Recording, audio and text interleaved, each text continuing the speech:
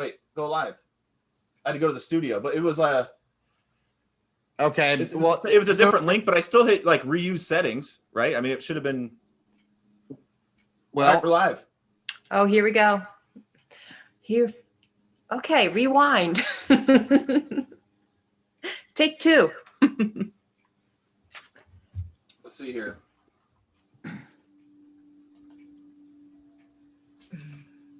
Give it a minute. Oh, we got it. Okay. We're good. They're saying we're good. We're having a great show all by ourselves. I don't think we're good. We might be amateur. I don't think we're good.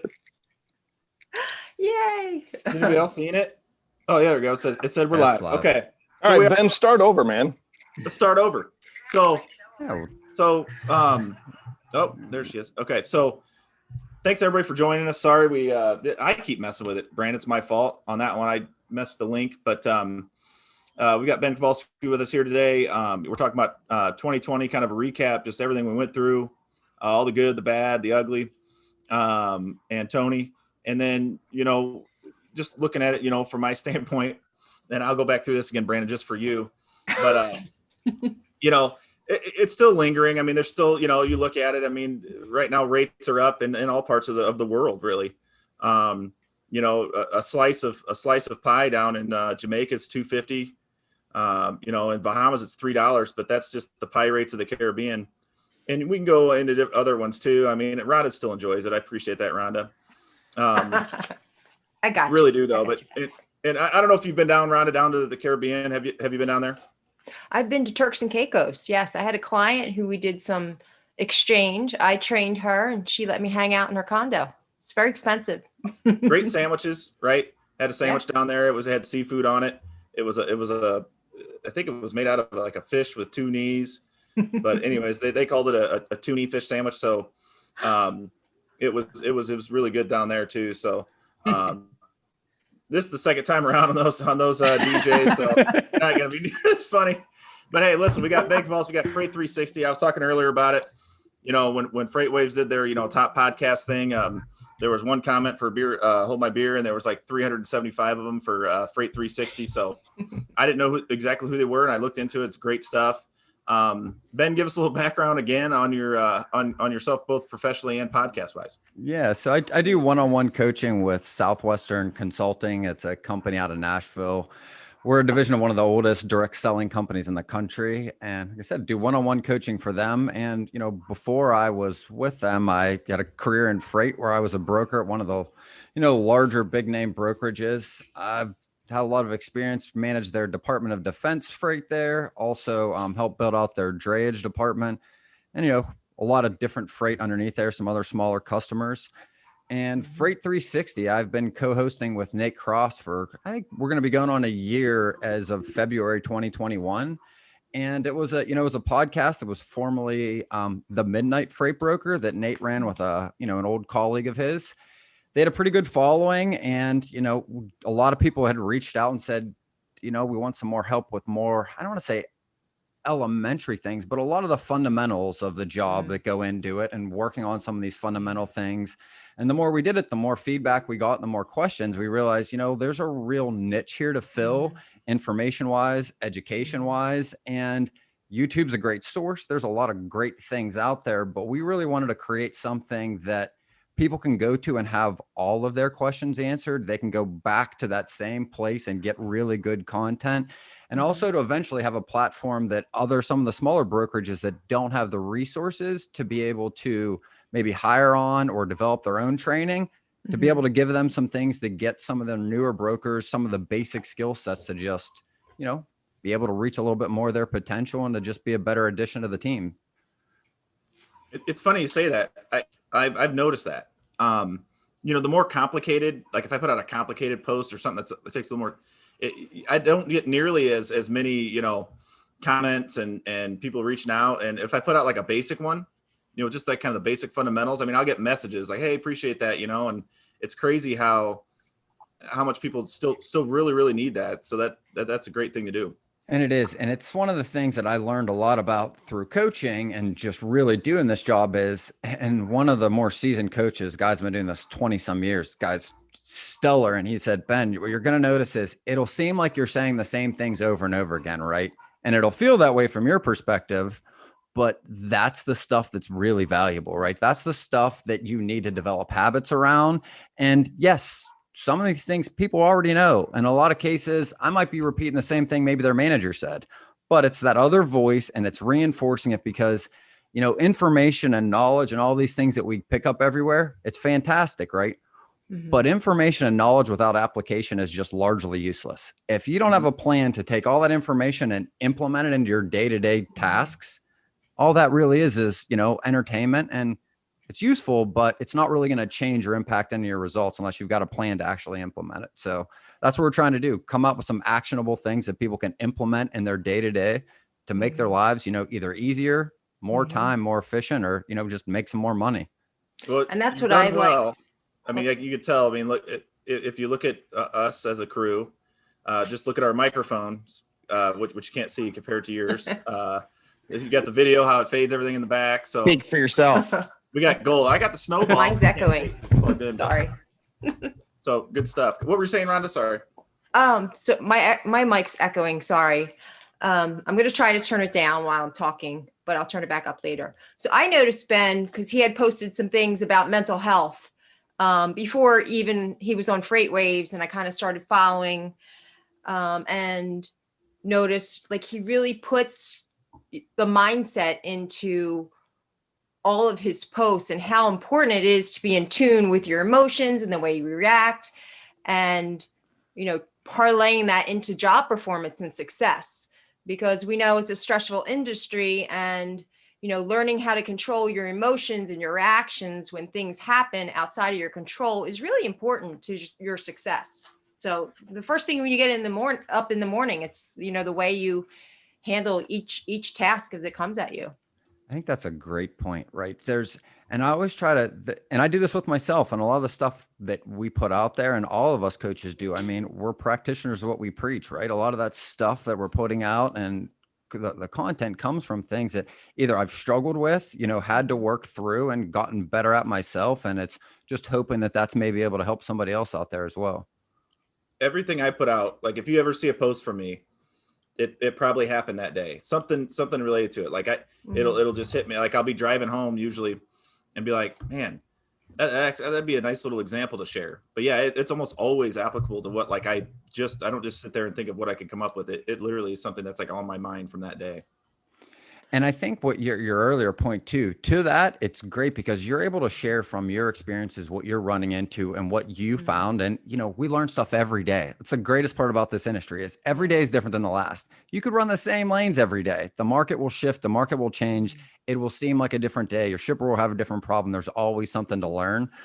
But to your earlier point, right? I kind of thought the same thing too when I had started really getting involved with LinkedIn was, oh, these really complicated things are what's going to grab traction, like this real high level stuff. I'm like searching, trying, and then when it came down to it, it's like, you know, yeah, it's interesting from time to time, but like that's really not helping a lot of people in a lot of cases, or at the very least, it doesn't seem like it is because there's very low engagement on those posts. Nobody's sharing them. There's not a lot of interaction. It just seems like it kind of. I think a And lot of times, whether it's a sales process or even, you know, throughout brokerages, building out an operational process or even on a leadership team, you know, the best way to convey the information is to keep it simple. I think times people come up with all this convoluted processes with do this, do that. And like you said, it's a lot of nonsense and white noise, but, you know, sticking to the basics, keeping it simple, you know, that's how the processes and that's how everything started, was just from the basics. So and that's a good way to say it, because it's kind of how, I guess, yeah, now that you look at it, even like when you're doing live training, which I love doing. So a situation goes down. A lot of times I have to say like, all right, just think of it this way, you know, because it can be complicated.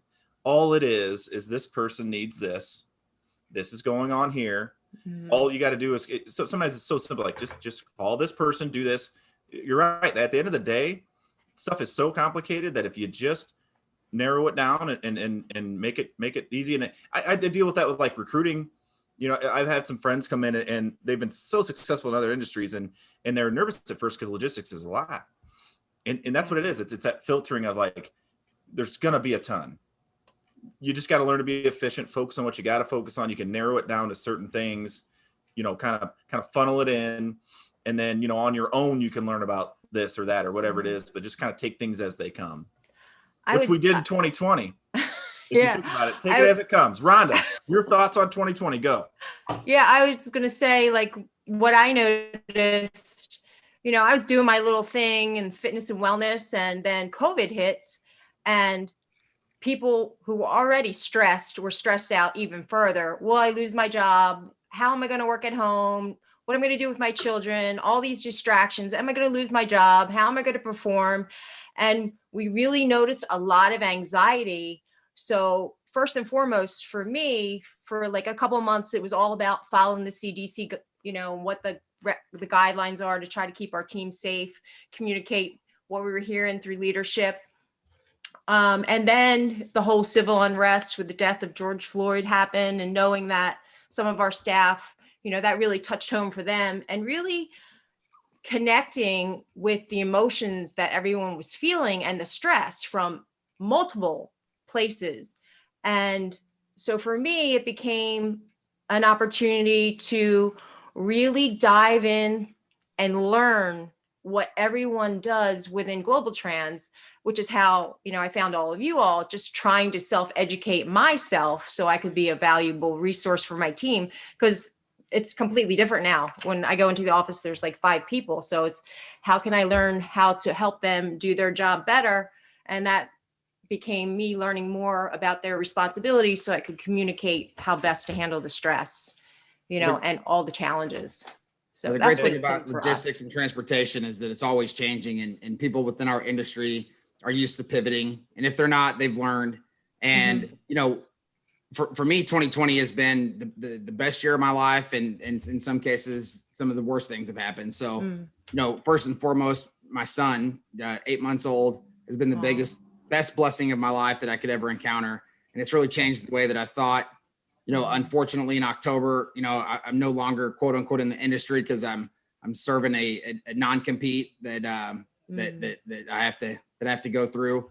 But even when that happened, I thought life was over. You know, I love this industry, and that's, you know, thanks to the Hold My Beer crew. They pushed me to stay on and stay in the new, and I'm very thankful for that. But my prior company, you know, we went remote rather quickly, and I found out even faster that while it's great to be at home, mental health wise, like, it was not good for me. I mean, I couldn't shut it off, but I learned to do different things, to cope with it, to work differently.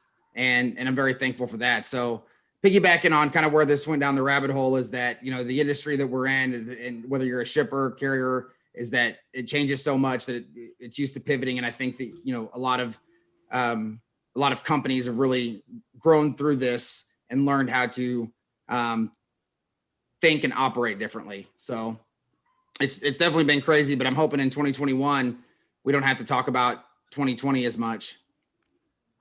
Tony, that's right. I'm with you. Outside of that fresh haircut, what did you go through in 2020? Well, I mean, the industry that I've been inside of logistics, manufacturing for a specific sector, recreational vehicles, boats, campers, that whole thing, RVs. supplying the OEMs. 2019 was a contraction year. 18 was record setting. 19 was a contraction. And then the beginning of 20 was a pickup a little bit. And then it just flat hit a brick wall when everything stopped. The problem with that is, as a manufacturer, you can't work from home.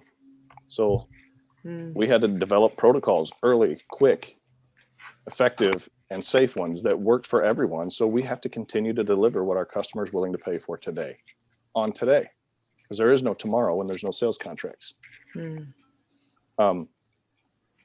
We figured out how to keep our guys safe, how to keep our staff in the office safe, how to keep the guys outside on the floor safe.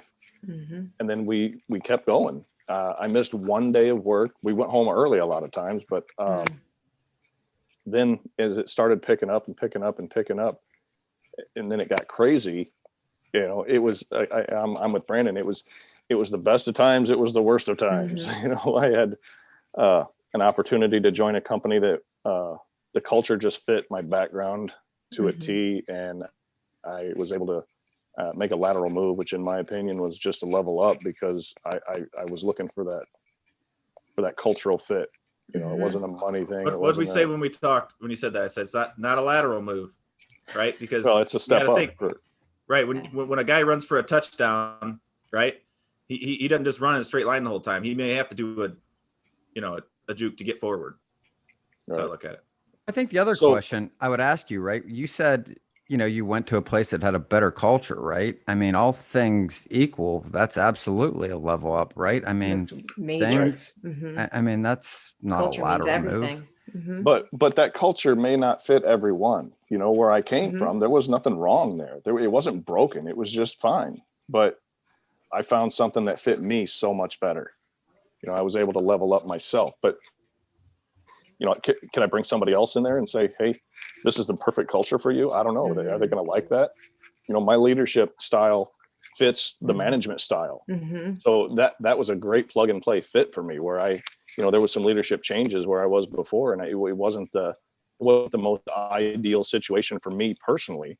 So it made the choice a little easier, but there wasn't anything wrong. It was a good place to be. It was just, there's a better place to be. So, but again, you know, I mean, we lost people. I had friends that was on a ventilator for weeks and came out of it, you know, praise God. That was a great deal, that lots of prayer and support for them. And, you know, loved ones with people that they lost. You know, I just lost a guy. He was a shipper at a place when I was driving, used to take good care of me. He passed away yesterday from a stupid virus. And, you know, it's terrible. People are losing loved ones, family members, brothers, dads, grandpas, moms, sisters, brothers. And it's this whole thing is terrible, but we still have to live, you know, we still have to go on. Some bright things are happening. There has been no norm. 2020 has been peaks and valleys only. There's never there hasn't been a median. It's either always on top or always on the bottom, all the way up here or all the way down here. It's mountaintop or toilet, and there's no in between this year. Hopefully, my guess, one of the mountaintops was our beloved logistics industry has been in the news, and we're actually getting the light shined on us, and we're being heralded as part of the essential heroic workforce that, you know, doctors and nurses used to get acclamations for, that we were used to just being that afterthought, ignored and behind the scenes folks. So, you know, there's been some crap happen, and there's hopefully 21 will be a little bit of a medium, more good than bad. We'll see. I'm optimistic though. We have the whole distribution of the vaccine now in the spotlight, and, you know. Oh, we're going to go down some rabbit holes now. Yeah. Oh, I went to Pfizer in Kalamazoo. I dropped 2 trailers. They had no choice but to load them. We're already in. I found it very intriguing that on the news, those 3 specific companies were shown very prominently with their brand new trucks and perfectly brand new, shiny, spotless trailers. That oh yeah, they even oh yeah. You can see the gleam on the side of a trailer that I've never seen before after about 5 miles down the road. You know, but you know, you look at it like, you know, my experience 2020, I left Circle in January. I had an offer to go. Whoops. What did I do? I apologize. God, he didn't laugh at How long have you been drinking? What the hell? Anyways, I left Circle in January. I had an offer, an opportunity to go be a VP of operations somewhere, and I put a lot of time and effort in, and we were developing something, and I had the full support of everybody here at Circle. I mean, it was one of those things that you kind of got to that point, and I don't know, it was kind of weird. We had everything going. I mean, we had contracts, you know, all that stuff. We had an office that we were, demoing and putting all that stuff together, and then COVID hit. A lot of what we did dealt with international and ocean freight, and That shut down completely. Everybody was still on board with it. We were still good there. It was just, it was just one of those things. Nobody knew what was going to happen. I mean, I hate saying it, but like, if I would have known that the freight industry would have got to this point, maybe I would have stayed, but I think it happened for a reason. I got a family, and, Circle then, they also had some things they needed done. So I came back there and was able to, but what happened though was the key there, I guess, is when that all happened and I was still there, I had a lot of time. I'm at my office, I'm downtown and like a high rise, going in there, and it was like, I had met Cassandra before. She had came and visited Circle a couple different times. And so we were talking and she started the show. And I mean, I never used LinkedIn hardly ever. And and I still remember I put up like my first post. It was like some facts about capacity, and it ended up getting like, right, I looked the other day, it's got like 20,000 views. And I told her, I was like, hey, I don't know, I'm not big. She's like, you just keep doing it. Just keep putting it out there. Yeah. Just keep, it was like almost like I needed courage to do it. I don't know why, but and it just started rolling, with the show and what, as that developed, as her thing developed, what I really loved about it was that it started ground-based. It was the people that were in the trenches, in the line of fire, and every day. And it was something I wanted to keep going with. And that's kind of how the networking started. But it goes a long way. I mean, it's not just, if you look at, logistics in general, I mean, our brokerage, our asset side, everything's booming. But I would say stuff you learn and how you develop, like what you get from it. Like Trey Griggs was in the comments. He said, he didn't know any of us pre-COVID. And I've made a lot of friends, a lot of relationships that are close. And because I've always said this, but I surrounded myself with people that were better than me. Whether it was in certain aspects or whatever it was, and it just made me that much better. The interesting thing that I've found, which they've talked about on What the Truck several times, is, the importance of the industry leadership, allowing employees to be authentic and try new ways to engage and build those relationships. And that's definitely, I know with me, I just kind of like dove in right away, and I had the mindset of if something's not going right, I'll hear from it. But we've been supported by our leadership to do it our way, each in our own individual way. So I think for companies that are giving their employees a chance to voice themselves and showcase, their attributes, that's been another wonderful. I think that's one of the best parts of it, right? Like necessity is the mother of all inventions, right? And the fact that everybody was forced to be at home, I mean, probably everybody on here. I mean, I've been on LinkedIn for years. I was not actively on there until this year, right? As a company, we used to do all of our trainings in person, fly around the country, go to the different offices, go and do a training. All of a sudden you can't, right? Got to find a solution. You got to find a way to still do what you were going to do anyway. And you realize all of these people are now sitting in front of their computers, right? All of them are on Zoom meetings. And you find out, wow, you know what? I don't have this day and a half commute on the front end, the back end of every meeting. I can meet with more people. I can interact with more people, right? Can add value to other people in such an efficient manner. I was like, you know what? I kind of shied away from social media leading up to this.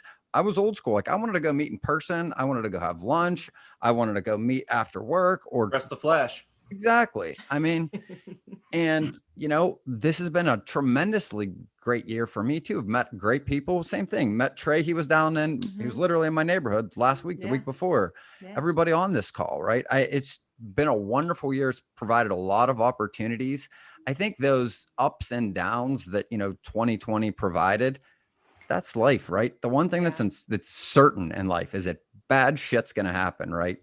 To everybody, whether it's going to be today, tomorrow, 2 weeks, or 2 years from now. It's not whether or not bad things are going to happen. It's how we react to it, right?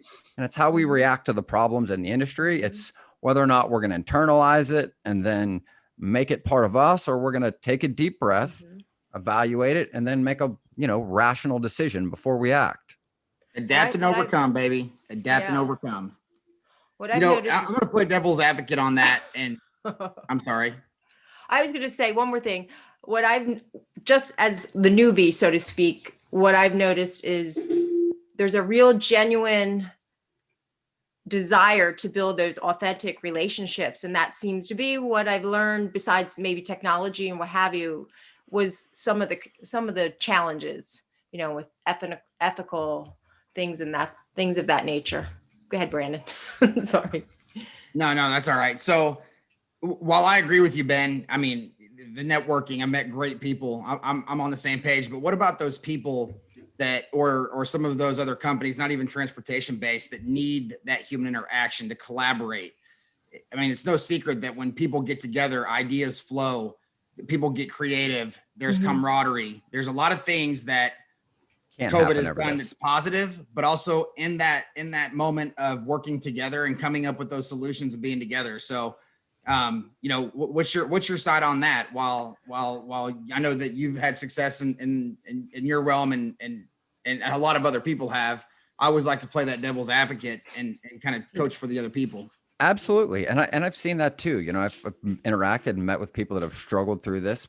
One, because their industry or what they do, you need to be there in person, right? Manufacturing was a good one. It's not something you can do remotely. People that are smarter than me, and to that comment earlier, I always love that. It's like, hey, if you're the smartest person in the room, you should find another room, right? Surround yourself with people that are brighter than you. And to that point, Simon Sinek, Adam Grant, two guys that are giants in the industry, both of them have really made some great points on that, is that they think the future really, and I believe this is, there's going to be more remote, but you're going to need some aspect of that going forward. You're going to need to be able to meet with your team, because that's where you have the interactions. And the way your brain works and kind of how you find these creative things is, it's usually not when you're focused on a problem. It's usually when you're doing something else. And to the other points, right? Like that bonding, when you're in that office, like you could be in the trenches and not talk to the broker next to you. I mean, I've worked hundreds of hours next to somebody where we didn't talk at all during the day, but that 15-minute walk to your car, it might as well be your brother, right? Because you just sat next to somebody in the trenches, even though you were doing completely different things. There is rapport there. And that's just not easy to establish this way. I mean, I'm finding ways, or I know other people are learning ways and trying to mimic it, but I think that's always going to be a function of how human beings produce content, work product, whatever that is, right? It does a little bit. There's been times I've had, just recently I had opportunities like, man, if I could have met with that potential customer like in person, I would have landed that. Like I would have nailed that. I've always been a face-to-face guy. There's something about it. But you talk about all the friends you made, everything. Some friends that you've made aren't really as good as what you thought they were. But you talk about Trey Griggs. I mean, he put a post out yesterday, like talking about all the people that he met during 2020 and everything. I wasn't mentioned at all. So me neither. Hey TJ, I think some of us still waiting on our Handle It t-shirts that you were going to send out to everybody. Oh yeah. I got them all ordered, and now I had to figure out how to ship them. I got a box of like 60 of them. So I went down. I found out my safety department. I know a guy. I got a guy in LTL. We'll take care of it.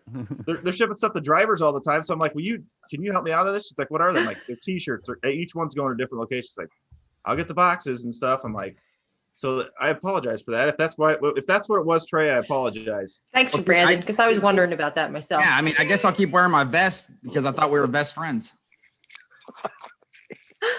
Welcome to the Dad Club, B. I'll sleeve you alone then. This is going downhill fast. But Tony, explain real quick why you bailed on us for a minute there, laughing. Dude, you're killing me. I coughed and laughed at the same time. FYI, you cannot have a liquid in your mouth when that happens. That's what's called a spit take. Check. We'll edit it out. Yeah, you're going to highlight feature that in some other post. I guarantee it. Oh, it'll be in there. Man, I'm still upset because I felt like our first take today, we were coming out hot, and then I think people tune in and like us because they're anxious to see if we're gonna be on time or what technical difficulties we have. That was the irony. Super excited about being on time, and then realized 10 minutes in we weren't live. I think we just own it. We just say, hey, that's who we are. 5:15, maybe 5:18. Come tune in and take a guess. Does anybody remember that old movie from the 80s, The Money Pit? Yeah.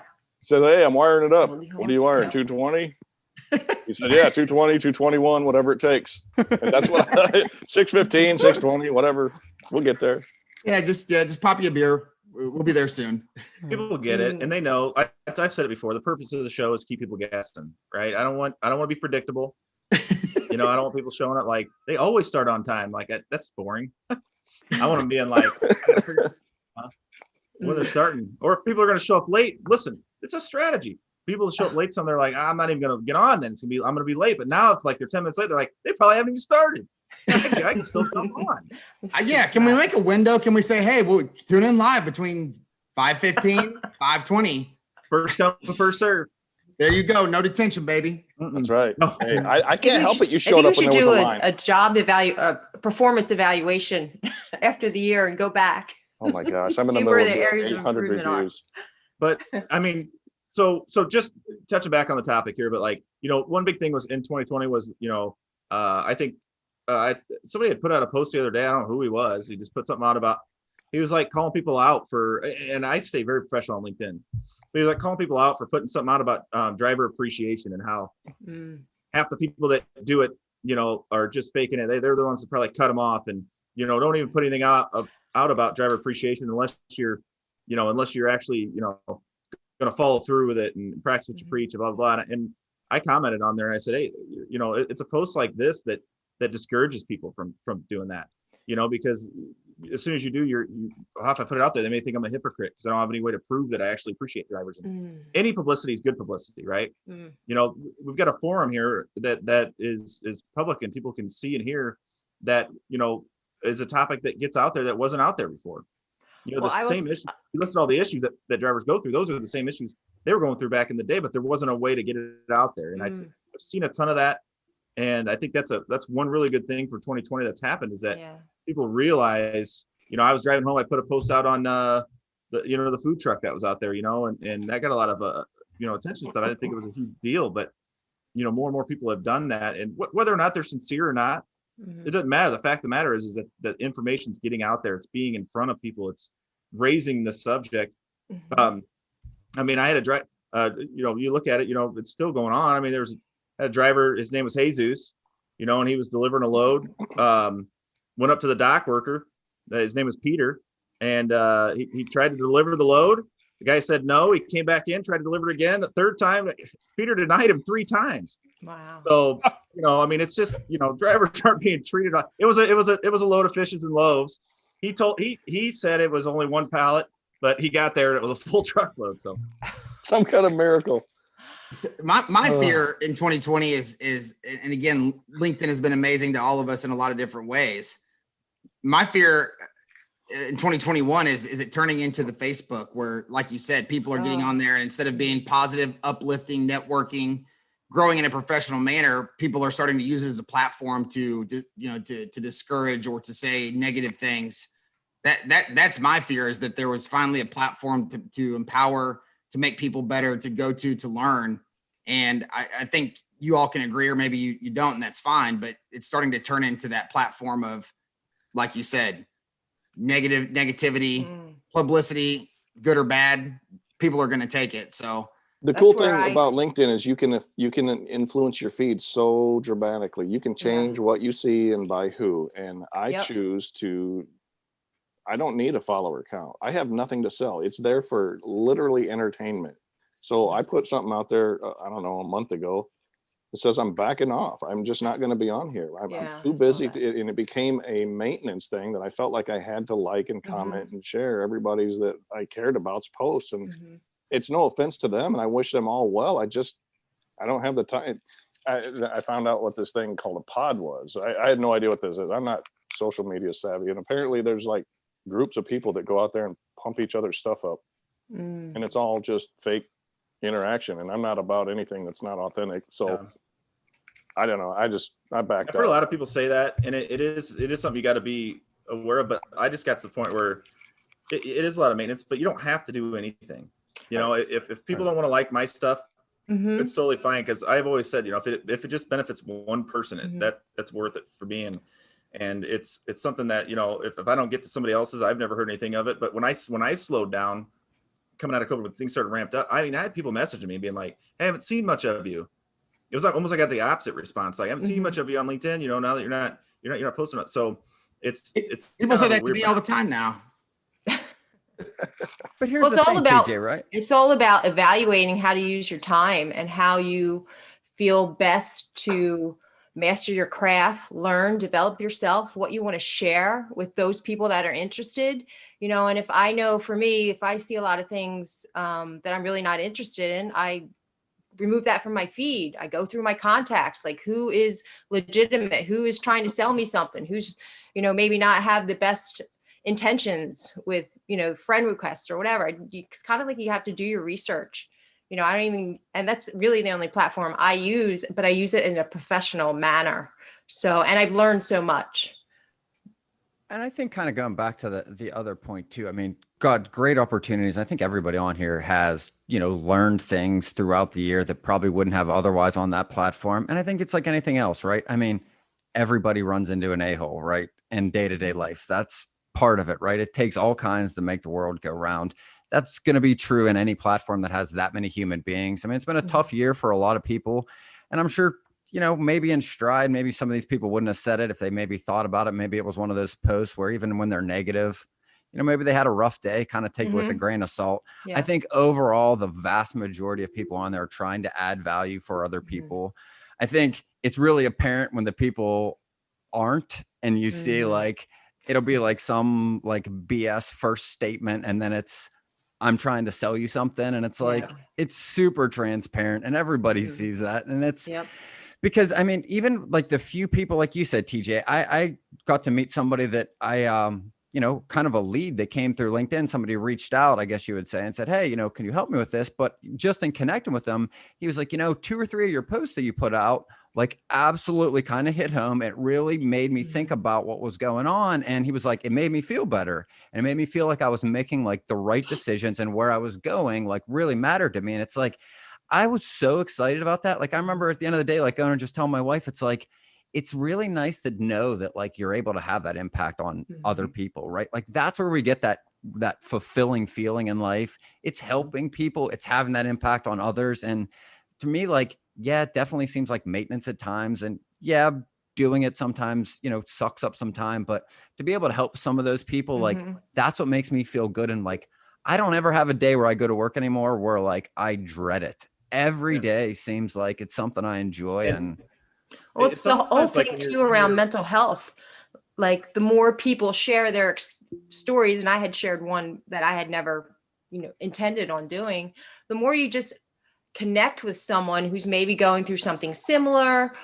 And it's just a way to help foster like authenticity and those relationships and kind of trust, and allowing people to let go of maybe some of their anxieties or their hesitations to release something that's really troubling them. Or being alone, right? Like, because that was super, Yeah. I mean, you had to be really vulnerable to share what you shared, and you could see the impact it had on other people. And you could tell that other people are like, you know what? I don't feel alone. Like other people have been through this experience. Other people maybe, and it's not better or worse, but from maybe their perception, they were scared to talk about that or to open up. And they're like, hey, you know what? This person had the courage. Maybe now I can take the courage. And maybe they're not sharing on LinkedIn, but maybe they're maybe now finally talking to somebody in their family. Maybe they reached out and finally got help, right? And if one of those people ended up not harming themselves because of that, like absolutely it's worthwhile, right? Yeah. So I will tell you, and it's I have never been ashamed to talk about mental health or anything in that capacity. But one of the reasons that I did leave, and some of it was, a lot of it was work related, some of it was a little bit of COVID. But my wife told me that I lost the joy in my eyes. And prior to that, I mean, I love this industry, and I was a top performer, shifted into leadership. And you're right, Ben, when you can build other people up and you can make them succeed, it is a better feeling. There's no feeling to describe it. And I don't care if you were at the pinnacle of a top performer, that's great. But when you can empower and help other people and they call you and say, man, I used what you taught me and look at my success, there's no greater feeling. But it came to a point that my wife, I love her, of course, obviously married to her, but she told me, she said, you know, I know things have been rough and you've been struggling, but like you've lost the joy in your eyes. And at that moment, I knew that I had to do something. And, you know, Good on you for listening. Not everybody not everybody has that self-actualization, Brandon. So Well, you know, at that point, I not didn't realize everybody has a hard enough head to not listen to their wife. well, I don't listen to everything. yes, that's And she'll tell you that. She'll tell you I never listened to a thing. You know, at that point too, I found out, I can't work in the industry. And she's like, hey, it's going to be okay. Like, we'll be fine.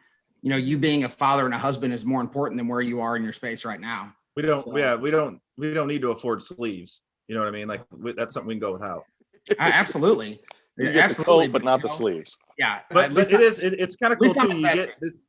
You get this, sometimes you get that validation. It's something I never thought I needed, you know, like our company, and when we were doing stuff, like, you never got a pat on the back, like, for doing anything. I always was like, I did something awesome. I wish somebody'd say a good job, but like, it does kind of bring that out. Like, you kind of realize what you've learned to do on a daily basis is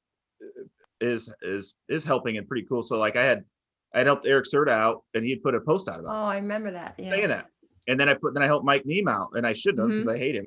But then he put a post out about it. And it was like, those two things, like, I tried to express it to him, like, those mean a lot. Like, that's, it's weird. You kind of sit back and you think, that's just something I always do. It wasn't even a thing to me. It was just a go with it. And then you're like, well, don't get cocky, right? Don't get cocky about it. It just, but it makes you think, like, you know, maybe it gives you a little bit of confidence, like, hey, what I'm doing on a daily basis, things like that mean more to people. And then it also makes you realize that there's a lot of places out there that don't do that don't have that exactly way of bringing things. I mean, it really makes you think about yourself, your processes, and things like that. I think it helps. I mean, for sure.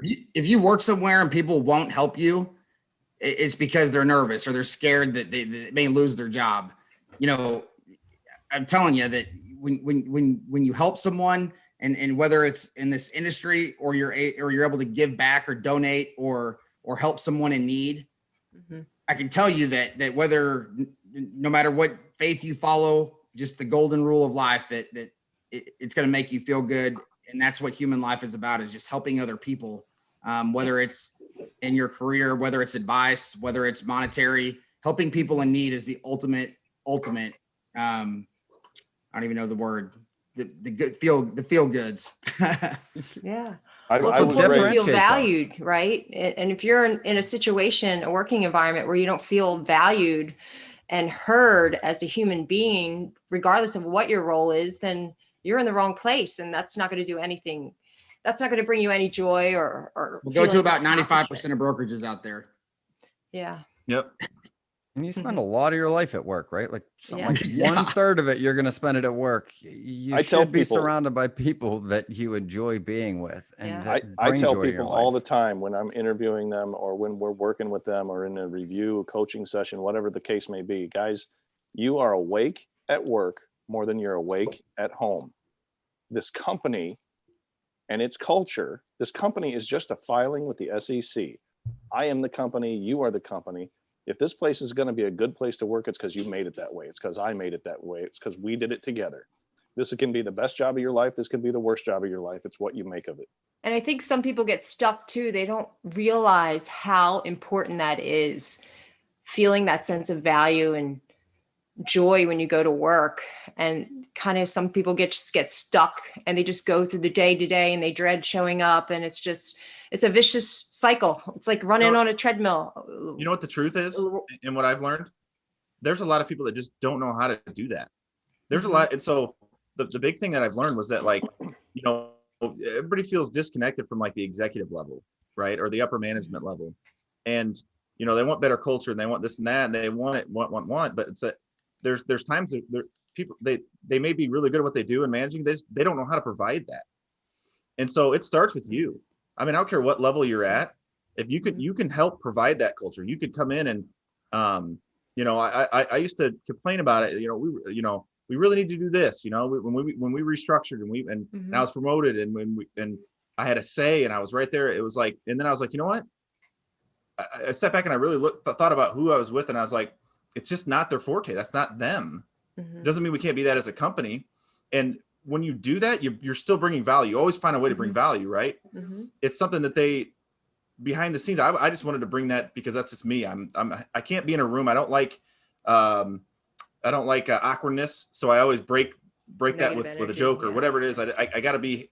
And so I just started pushing that and doing it myself, and people just kind of caught on. And then not realizing that it was, they came to me later, were like, hey, thanks for doing that. You know, thanks for that. That's really, that's a great thing. You know, that really helped us out, you know, and not even realizing that that's what it was. It was just, you can do it no matter what level you're at. You can, whether it's your direct manager, whatever it is, if there's not a great culture, a lot of times if you start spreading that, you'll make that negativity and that bad culture the outlier rather than Yep. the main group. Absolutely, TJ. And Toxic people. I've had Get rid people of the toxic people. get into coaching because they wanted leadership, right? Like they wanted to be promoted up into leadership. There's a guy I coach right now in Florida, and what was interesting when we started working with him was, in his mind, leadership meant that title, right? It meant whatever that title was above him. And after I got to work with him for a while, I started asking him, and we dug in, and I got him to realize that like leadership isn't that title, and it doesn't matter what your title is. You can lead long before anybody's behind you, long before anybody's beneath you, and surely before anyone's following, right? It's being that change you want to see in either your office or in your environment. If it's toxic, I'll ask people this. I'm like, when was the last time you thanked somebody that you're working with? Like, well, what do you mean? Everybody's just mean. When was the last time you thanked somebody for something they did for you? Well, that would be weird. All right. Well, when was the last time you showed some gratitude, or you, like in your instance, TJ, like made a joke, brought some brevity to the situation, right? Made some laughter, like brought some joy to this toxic environment. Well, you know, it doesn't matter who it is, right? If you want to see that change, be it, and then start there. And if other people don't follow, then maybe after a while you find something else, but don't blame anybody else Sitting around you that want the same thing, and they're sitting there and they're quiet and they won't make it. As soon as they see you doing it, they'll latch on. Now all of a sudden you've got 3 people behind you, 4 people, 5, 6, planting 7. seeds. It's planting those seeds again. Give And people courage I've been to do in the same thing. What's that? Like giving them courage to do the same thing. Yeah. When they see you do it. I remember one position I had in DC. Everybody walked around with their heads down and nobody said hello. Nobody made contact. And there was an assumption made about the people that I was working with. And I made it an effort every single day to say hello and make eye contact, because that was the other thing, a little social awkwardness there. And, you know, after a while, these people, you can see they relax, their shoulders drop, they begin to smile, their whole energy changes. I mean, there's really is a lot to that. And so the simple act. Something that simple, right? Just saying good morning to people, looking them in their eyes and saying, hey, how are you doing? And genuinely meaning it and waiting to hear what they say, right? And saying thank you. Yes. Yeah. It's easy. It costs nothing to be nice. And you can circle that back to just with our networking and everything. So a lot of people, as this summer, obviously everything's blown up, right? We're bringing people in, and the new people we brought in, again, you don't realize how much like reach you have. But my owner was like, hey, you know, I'm interviewing people who are like, hey, what do you know about Circle? Well, I know about the Handle It guy. You know, I follow him or whatever. And it's funny. It doesn't matter, again, your title or what you're doing, but like when they come in, they're new. Like the first 2 people I went up over like say hi to or whatever, they were like nervous. They looked at me like you know, like they didn't know what to say. Like, but it was like a huge thing. It started smiling. It was a huge thing. And I was like, that's awesome. I'm going to do that. Like everybody. I was like saying hi to people that like I already worked here for like 2 years. They're like, okay, whatever, TJ. But you know, it's little things like that though, that really make them like, it was like, I saw him for 2-3 days sitting over there, cause I'm always aware of what's going on. Like not really saying much, kind of just not doing much. And like, just because I walked over and said hi to him, how's it going? Do you like it here? You know, what have you done before? You know, good luck. If you need anything, let me know. Like the next 2 days, you know, they're like flying around, they're on the phone. It's just like a small gesture, people want to feel valued, that, right? Acknowledged, validation. Like, hey, I'm here. This person recognizing me, whether you realize it or not. Like you have a status there. I mean, that means something to people, and when you acknowledge them, it makes them feel valued. Yeah, and the other thing but what it also makes you think is that if what I do that's small, that's positive means that much, what I say or do that's negative means even more. Everything that makes you realize how much more of a spotlight you're on. And, you know, you really got to be aware of that. Everything that you say, positive or negative, can and will affect anyone or someone. So, you know, for every consequence, or for every action, there's a consequence. For every word, you know, you're going to affect people, good or bad. When I was in college, a professor told us that when you have a positive interaction with an entity, they are likely to tell 3 or 4 people. When you have a negative interaction with an entity, they are likely to tell 16 to 18 people. Mhm. So your negative far outweighs the positive. There's a great book on that. It's called, I just finished, it's called The Power of Bad. They just started doing research into that in the early 2000s. And what they talk about is that effect on every individual as well as society, how much more weight the negative does and has on everything than the positive in a lot of cases. Yeah. And even what you watch, like where you consume information, if you're looking at more negative information, news, or what have you, it just, again, it messes up the chemistry of your brain and you physically have a reaction. But I was going to say too, I really encourage people, particularly when we have meetings and we are together, is to put the cell phones down before the meeting starts, and have that interaction and that conversation, and just, try to let go and make that interaction in terms of, checking in on family and friends and how's your day going, and just put the phones. I think we are so glued to our phones sometimes we forget those times where they're walking down the hall or through buildings to just have that human interaction. Or flip them over. I found that, and that's something that we talk about. Like, when you're in a meeting, we go into like a board meeting, and we're sitting there and we're all at the table, at the conference table. It's like everybody has their phone, right? Because there's nowhere to put it. But if just the power of flipping it over, face down, it means quite a bit. Kind of scooting it a little bit farther away from you. People tend to listen and take you a little more seriously. And then they also kind of follow example too. They're kind of like, okay, maybe that's what I should do. I was just gonna say the greatest thing. I do that in meetings in person. I coach on that a lot. It's like, hey, if you're sitting down, even if it's a one-on-one, you take your phone out and you do it literally in front of it. And 9 times out of 10, the other person will do the same thing. I see it as a respect, showing respect as well. So. Yeah. And one thing you can do, depending on your team and who you're interacting with, but not only do you put your phone down, but if you show up to, early enough for a meeting, I would show up 15 to 10 minutes, Vince Lombardi, if you're early, you're on time, but take that time to get all the elbow bump in, talking about different things, and maybe go around and say one thing positive that's going on in your life and one thing positive that's working well, even in the workplace.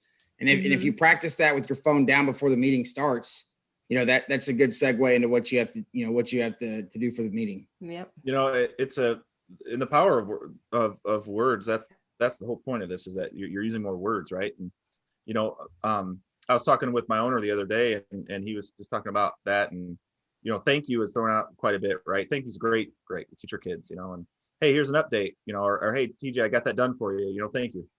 It's almost kind of like you overlook it now. But if you replace that, I've done that just in the last 2 weeks as an experiment. I've replaced that with great job. It's crazy, like how many, like if I said, hey TJ, I did this for you, or I got this done, then I'd say thank you. There was no response or anything, moved on. But if I said great job, it was like every time it was like thank you with a smiley face, or thank you with an exclamation point. It was like something that means a little bit more. It's just obviously a different version of saying what you just said, but you're looking at what affects and what touches people a little bit more. And sometimes they just want to hear they did a good job. I will say, on my way home today, I'm driving around the block, and I saw a U-Haul trailer sitting there, and it's kind of crooked parked. So I slow down and I'm driving through, and I see the UPS shirts. So I did a circle around, I come back around, and I'm like, roll my window down. I'm like, yo guys, what's up? Like, what are you doing? So they're doing, final mile delivery, and they're using the U-Haul because it's cheaper and easier to navigate than the UPS truck. So I asked them, how their day was going, yada, yada. And the one gentleman, I posted their pictures on LinkedIn. You could see them. The one guy said, we're doing well, but, some people aren't really being too nice to us. Like, it's nice to have someone to talk and check in on us and say hello. And he's like, we really don't hear that. And so I would say, in terms of our drivers, like, continue to reach out to them, because these guys had nobody talk to them all day, and they've been delivering all day out of their car and out of this U-Haul. And you'll see the little smile. Who knows, what that did for their next hour or two that they were driving. So just thought I would share that little story. It makes a difference. And what it does is it gets you aware of what you're everything just now. I mean, just being on social media, everybody kind of connecting a little bit more, kind of reevaluating yourself. You got a lot more time. I think 2020 gave a lot of people more time to kind of reflect, evaluate. I found, because of our working remote, I was able to hunt more. I hunt every year, but that's one thing for me, that's sitting in that tree stand and there is no noise. I can't check my phone. There's really not much going on. It's calming. It's a time to reflect and think, come up with dad jokes. Nature. You know, you have the occasional squirrel that pisses you off because it sounds like a deer, but you know, it's one of those things that like, I think a lot of people have had that time to do and reflect on things. One thing I don't know. It hit me the other day. Somebody had put a post out about helping somebody out. They were out in public. Something happened. They helped them, made them feel good. I've never liked doing that. I've never, you know, because I just always felt like, you know, God saw it. But the other day I was at the store. I was in a hurry. I was at Target. I remember I was coming through and there's these two teenage girls behind me in line. And I had reached my pocket, grabbed my phone or something. And I had a $10 bill that fell on the ground. And I had no idea I was in a hurry. She's like, "Hey, sir, you have a $10 bill on the ground. You dropped it." I said, "Oh, thank you so much." You know, I stopped it and I was standing there and I just remember seeing that person had put out. And I was like, I don't even know why. I've never thought of it. It's just like, I just turned around. I was like, you know what? This is yours. You can have it. I said, just for being honest. And like, she really, well, thank you. She didn't really how to respond. But like, for me, that was like a big thing. Like usually kind of like the courage of like, of doing that. Like why it even hit my brain. I was in a hurry, but like that right there, somebody had shared their experience. It hit my brain. I thought about it. And then I did that because of that. Those little things, like just sharing what you're doing and content and positivity can make a difference just like that, you know, and who knows, she may have went and did something for somebody because of that. She's like, man, that really made me feel good. I got to do something for somebody else. Well, it's like 2020 has become the year. I think I told Bruce Ben actually, when we were talking the other day, I'm like, 2020 is the year that compassion became cool. So, and kindness, and people are more aware of how important it is. And we validated it, so to speak. What are we thinking? You know, we look at 2021.